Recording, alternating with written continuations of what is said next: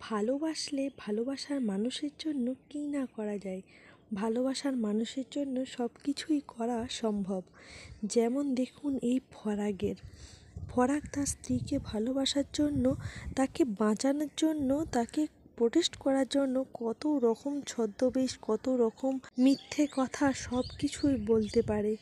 আর অন্যদিকে ফন্দনের মেয়ের কথা বলি, সে পিপাসাকে ভালোবেসে ফেলেছে খুবই, তাই সে তার জন্য মা বাবা ঘর বাড়ি সব কিছু ছেড়ে পিপাসার সাথে চলে যেতে চায়।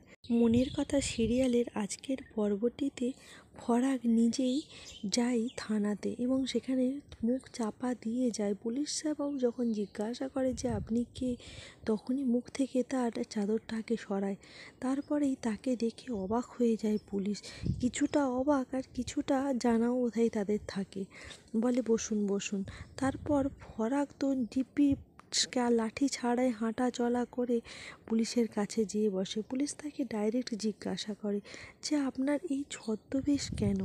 তখন বলে যে কিছু কারণ আছে, নিজের স্ত্রীকে আর নিজের মাকে বাঁচানোর জন্য এই ছদ্মবেশ। আমি তো খারাপ মানুষ ছিলাম, এখন ভালো হওয়ার চেষ্টা করছি।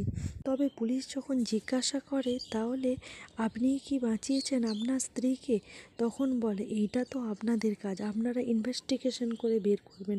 পুলিশ আবারও বলে আমরা তো ইনভেস্টিগেশন করে এরকম একটা মানুষকে পাবো ভাবতে পারিনি, যে পর্দার আড়ালে থেকে কাজ করে। তবে আপনি যে পুলিশের পোশাক টোশাকগুলো ব্যবহার করছেন, এগুলোকে একটু আড়াল করে রাখলে ভালো করতেন।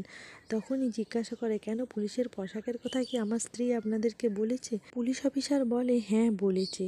আমি একটা ভালো মানুষ হওয়ার চেষ্টা করছি, কিন্তু এই বারবার মিথ্যে কথা আমার স্ত্রীর সামনে আমি বলতে পারছি না, আর অনেক সময় তো ধরাও পড়ে যাচ্ছি।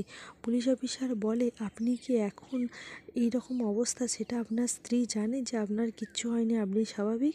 বলে না না, এখন জানেও না আর জানানোর দরকারও নেই, ঠিক সময় সুযোগ এলে আমি জানাতে চাই। আর আমি জেনে গেলে আমার সামনে যারা আমার স্ত্রী বা আমার বিপদ করবে তাদেরকে আমি আর ধরতে পারবো না। তাই অফিসার আপনাকে একটা কথা বলি, এই এই তদন্তটা যতই যেই থামাতে বলুক, আপনি কোনো মতেই এই ইনভেস্টিগেশনটা থামাবেন না। আসল অপরাধী শাস্তি পাক। আর জানেন তো আমি খারাপ মানুষই ছিলাম, কিন্তু ভালো হওয়ার চেষ্টা করছি। আমার ভাই যে এতটা খারাপ হতে পারে সেইটা আমি ভাবিনি। আর ভাই কেন বলবো, সঙ্গ দোষে কিছুটা নষ্ট হয়। ওর বউ যতদিন থেকে এসেছে ততদিন থেকে এই কাজকর্মে আরও বেশি লিপ্ত হয়েছে। পুলিশ খুবই আনন্দিত হয় ফরাগের কথায় আর প্রশংসাও করতে থাকে। বলে আপনাকে আর কোনো মিথ্যে কথা বলতে হবে না, আপনি চলুন, আমি আপনাকে সঙ্গে করে বাড়িতে পৌঁছে দিচ্ছি। জিজ্ঞাসা করলে বলবেন তদন্তের জন্যই ডেকে পাঠিয়েছিল। এইদিকে ফিমুল যখন স্কুলে বেরোতে যায় তখন তার শাশুড়ি আবার বলে যে বৌমা, তোমাকে যে বলেছিলাম যে কেসটা সম্বন্ধে একটু ভেবে দেখতে, পলাশটা যেন সাজা না পায়, সে তো ভয়ে ভয়েতেই আছে আর আমাকে বারবার ধরে বলছে। তখন ফিমুল বলে যে আপনার ছেলে যদি কিছু নাই করে থাকে তাহলে এত ভয়েরই কী আছে? এবার তার শাশুড়ি বলে তুমি একটু ভেবে দেখো না, আমার ঘরে যদি সুখ শান্তি চাও তাহলে তো এই কেসটা তুলে নেওয়াই ভালো। ফিমুল বলে যে দেখুন, পুলিশ যদি কিছু না করে থাকে কিছু করবেও না, আর আমিও যদি পুলিশকে বলি, কারণ পুলিশ ইনভেস্টিগেশন বন্ধ করবে না, সমস্ত ঘটনাই তো পুলিশের চোখের সামনে ঘটেছে, তারা নিরাপত্তা নিয়ে আরও একটু বেশি ভাববে।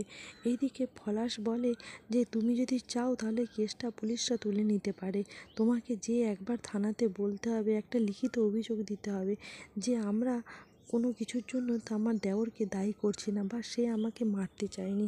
এরকম যখন বলে তখন পলাশ বলে তোমাকে তো বিশ্বাস করে ছাড়তেও পারছি না, কারণ তুমি তো এর আগেও এরকম কাজ করেছিলে, তুমি যে কী কাজ করতে পারো সে আমি জানি, তবু তোমরা যখন বলছো একবার বলে দেখব। অন্যদিকে পিপাসা চিরকালের জন্য শ্বশুরবাড়ি থেকে যখনই বেরিয়ে আসতে যায় তখনই সেখানে এসে পৌঁছায় ফন্দনের মেয়ে, এবং সে যখন দেখে তার ভালো আন্টি সব ব্যাগ ট্যাগ গোছ করে বেরিয়ে পড়েছে তখন বলে তুমি কোথায় যাবে?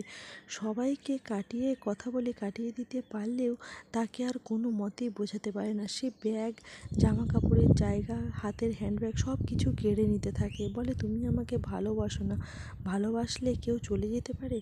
অনেকভাবে বোঝানোর চেষ্টা করে ফিমুলরাও, বলে তোমরা আমার ভালো আন্টিকে কোথাও নিয়ে যেও না, আমি ভালো আন্টিকে ছাড়া থাকতে পারবো না।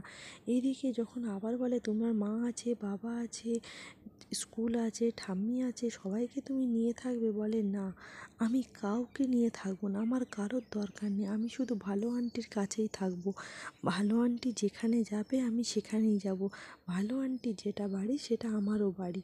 মাকে, বাবাকে, সবাইকে বলতে থাকে তোমরা খুব খারাপ, তোমরা খারাপের জন্যই ভালো আন্টি আজকে বাড়ি থেকে চলে যাচ্ছে, তোমরা ভালো আন্টিকে কেউ একটু ভালোবাসো না।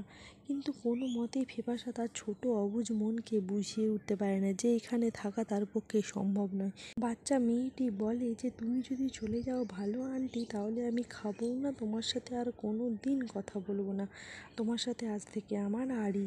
আর এই রকমভাবেই শেষ হয় আজকের পর্বটি।